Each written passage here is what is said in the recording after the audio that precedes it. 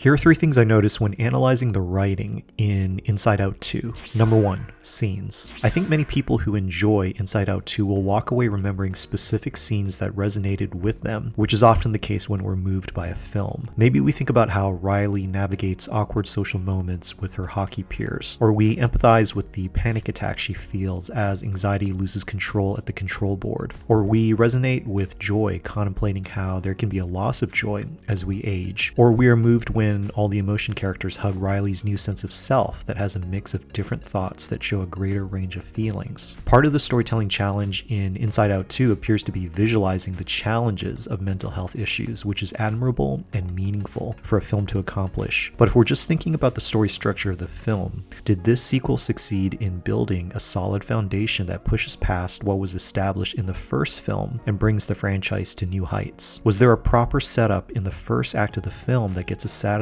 payoff in the third act or end of the film? If we look at the beginning of the movie, the setup involves Joy and her specific worldview of how there are some memories of Riley's that she can toss out via the suction tube. So we have a protagonist who has a certain take or specific perspective that is flawed and will somehow evolve over the course of the film. In the first act, Joy is very protective of what is presented as Riley's core identity. So when anxiety and the new emotions arrive, the battle between Joy and anxiety is over what is Riley's core identity at this stage in her life. Both characters are voicing what they think is best for Riley, but they are subconsciously expressing what is best for them individually, essentially wanting to define things on their own terms. They're saying, I see the scenario in this specific way on terms that I'm defining, without really taking into consideration another perspective. Both Joy and anxiety are leaders and A-type personalities who are bumping up against each other. Writing-wise, this is great because then we have characters who are primed to evolve over an arc throughout the rest of the movie. What I think is a bit challenging for this film, though, is what we get as the payoff. There's a strong possibility that a good portion of the audience expects Joy to learn something on her journey throughout the film and to let go of something related to her old way of looking at things. We saw this play out in the first Inside Out movie, expressed through her growing relationship with sadness. I think where Inside Out 2 is challenged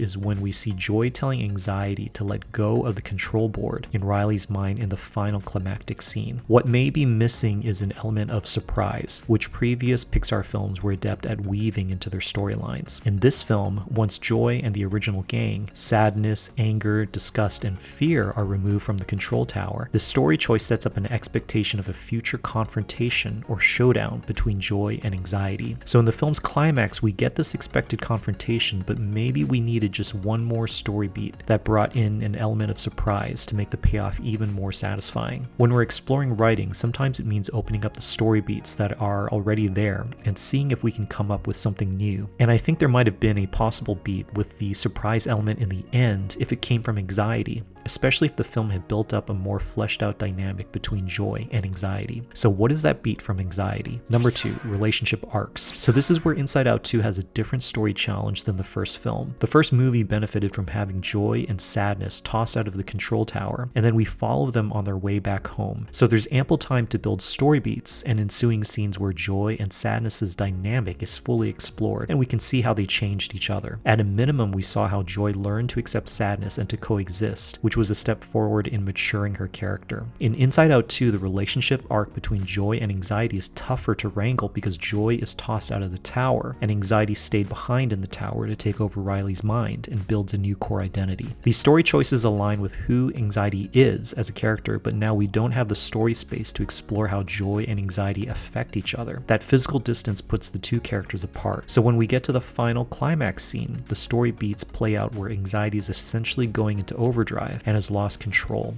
and it takes Joy to come in and to tell anxiety to let go. But what if we had developed more of a fleshed out relationship dynamic between Joy and anxiety before Joy got booted out of the tower? Their relationship is primarily antagonistic. What if there was a story beat or a moment where Joy and anxiety realized they both had something in common, or there was common ground between them before Joy gets booted out? What if in their back and forth, arguing what is best for Riley, we see a brief moment where joy and anxiety surprise each other by realizing, hey, we actually have something in common, whether it's we both care for Riley or we have similar approaches of charming other people into doing things we want them to do. This moment could be a variety of possible things, but we're just brainstorming here. The reason to create this moment of recognition is that we can then call back to it in the final climactic scene. So when we see Joy going back to the control board and she sees the almost paralyzed anxiety, this could be a moment where Joy calls back to that recognition beat between them, and this is what gives Joy the insight and the empathy to let anxiety to let go. Another question to ask here is, can we twist this moment somehow to get an element of surprise in there? Can we get anxiety to cooperate in this moment with Joy even while paralyzed at the control board? That's a tough call because anxiety has limited mobility at that moment, but I think surprise is worth pursuing if the audience has been led to believe that events will play out in a certain way, and then we can twist it by creating another path to the same story goal. So maybe the question here to ask is, if we know Joy is going to help anxiety to let go, and so Riley will be relieved of her panic attack, is there a way for anxiety to partner with Joy to let go, playing off of that earlier story beat where they realize they have similarities to each other? This is a rough story construction that I'm laying out, but it may be one worth exploring to figure out how to get a little more of a relationship arc between Joy and anxiety, given that the story physically separated them for a good chunk of the running time. Perhaps the filmmakers behind Inside Out 2 already explored these narrative paths before the film was completed and they decided to go a different way, so that's also something to consider. Number 3, rewriting. Earlier I mentioned that the audience members will be touched by the scenes that resonated with them and the big ideas visualized in the film, and in this social media age, the conversations around these scenes will be more easily translated and communicated and consumed because of how we feel about these scenes. The way a movie makes us feel, especially at the end when we walk out of the theater or break away from our viewing screen, is so important. Inside Out 2 accomplishes that effect because there are key scenes that really resonate with audiences, but I think a movie can have great scenes